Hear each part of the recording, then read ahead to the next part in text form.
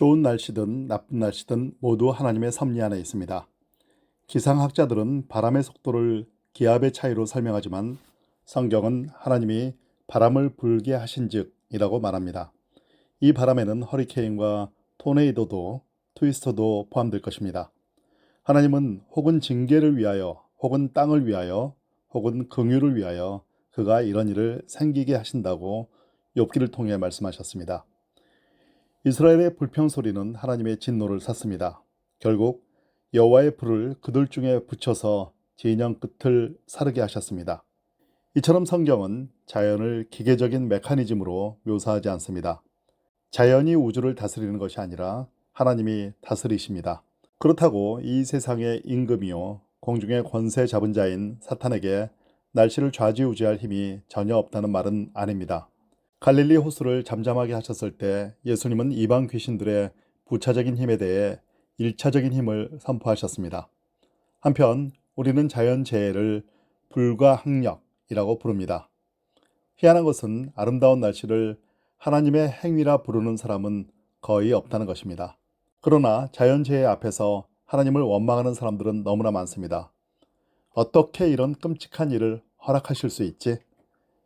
하지만 건축가가 이 땅 주민들을 위해 아름답고 완벽한 집을 지어주었는데 주민들이 건축가의 경고를 무시한 채 집의 기초를 흔들고 벽에 구멍을 뚫고 집을 부수었다면 어떠겠습니까? 주민들이 집에 철퇴를 가해놓고서 왜 건축가를 원망하지요? 자연재해로 인한 사망률이 갈수록 높아지는 것은 인간의 악한 행동 때문입니다. 산불 같은 대규모 재난의 배후에는 열의 9사람이 있습니다. 사람들이 예로부터 홍수와 산사태, 태풍, 지진에 취약한 곳에 집을 지은 탓입니다. 집을 비우라는 경고를 무시했다가 목숨을 잃는 어리석은 사람도 의외로 많습니다. 인간이 땅을 오용한 탓에 산사태가 일어납니다. 오염된 강은 죽음과 기형을 낳습니다. 허리케인 자체보다 사후 약탈로 손해보는 사람들이 더 많습니다.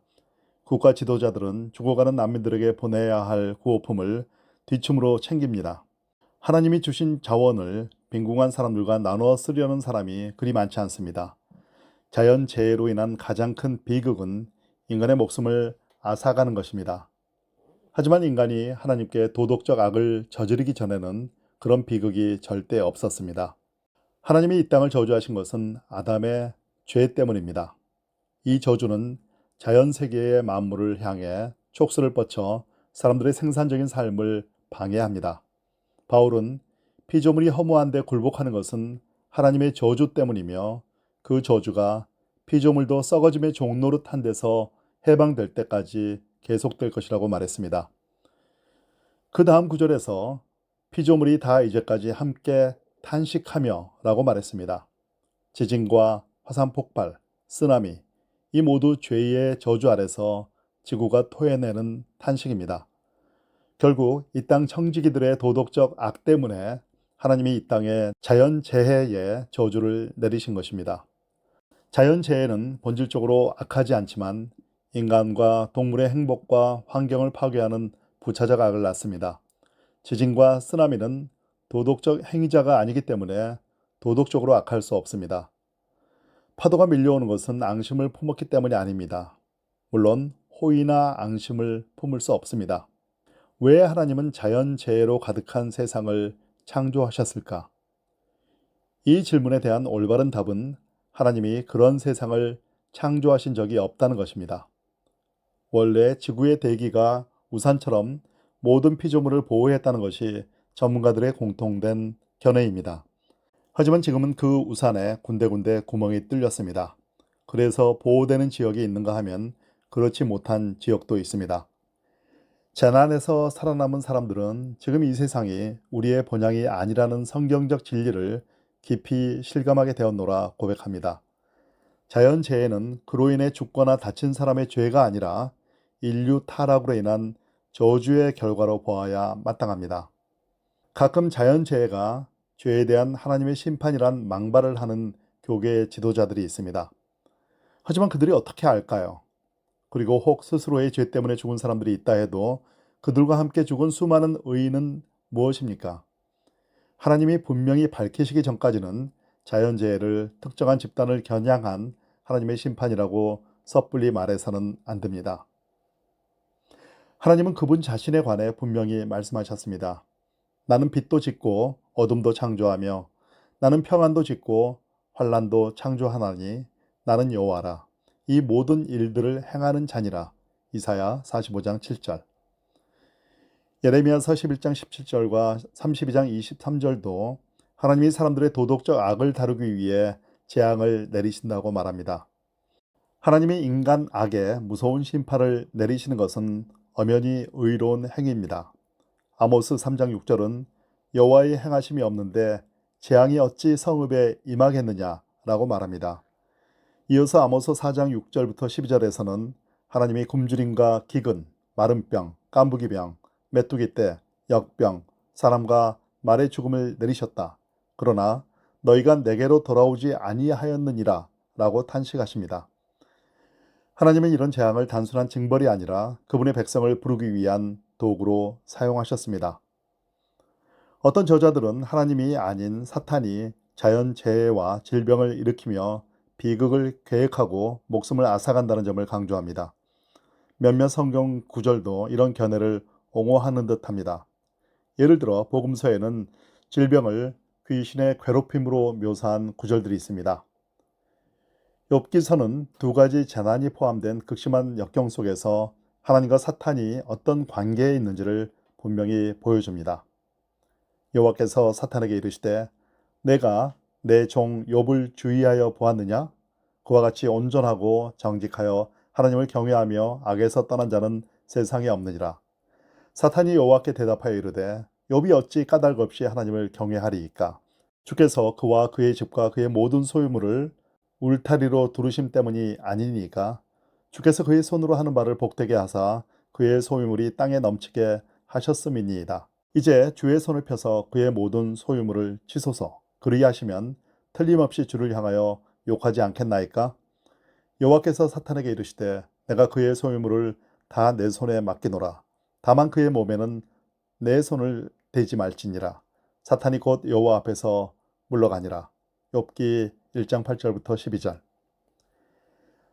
사탄은 스바 사람들을 부추겨 욥의 종들을 죽이고 그의 소와 나귀를 훔치게 했습니다. 욥의 종들 중 한 명이 이렇게 말했습니다. 하나님의 불이 하늘에서 떨어져서 양과 종들을 살라 버렸나이다. 그 다음에는 갈대아 사람들이 낙타를 훔치고 또다시 종들을 살해했습니다.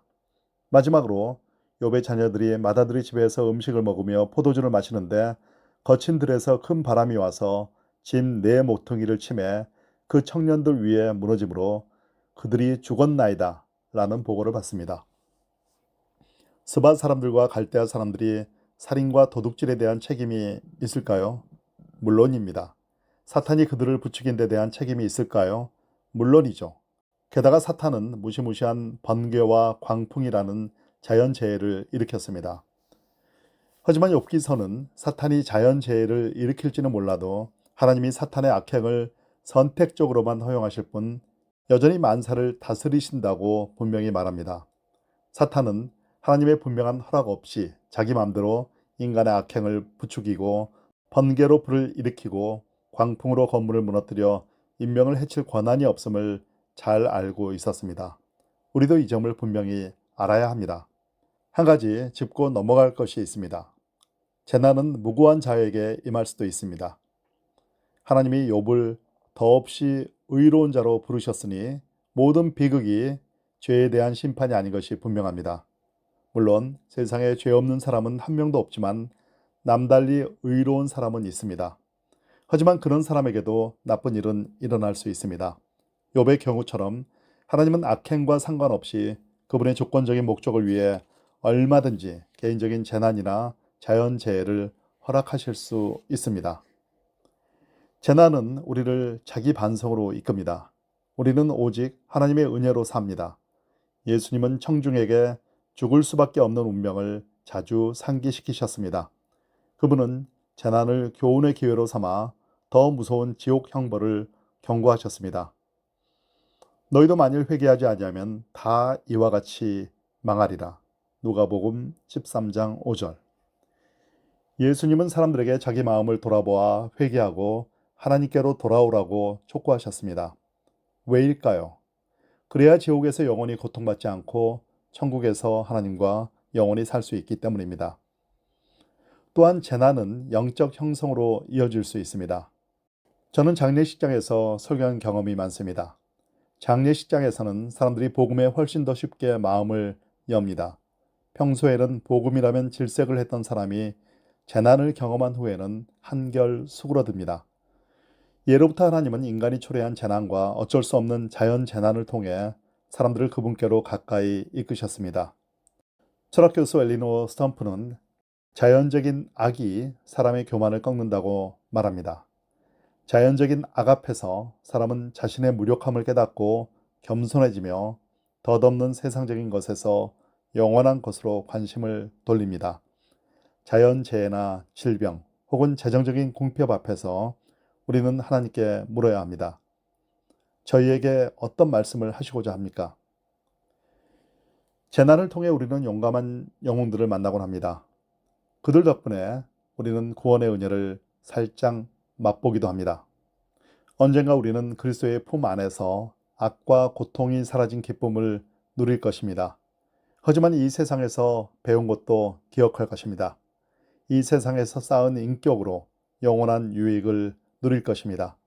그 중에서도 목숨을 건 영웅적 행위를 통해 우리는 구원의 은혜를 맛볼 수 있습니다.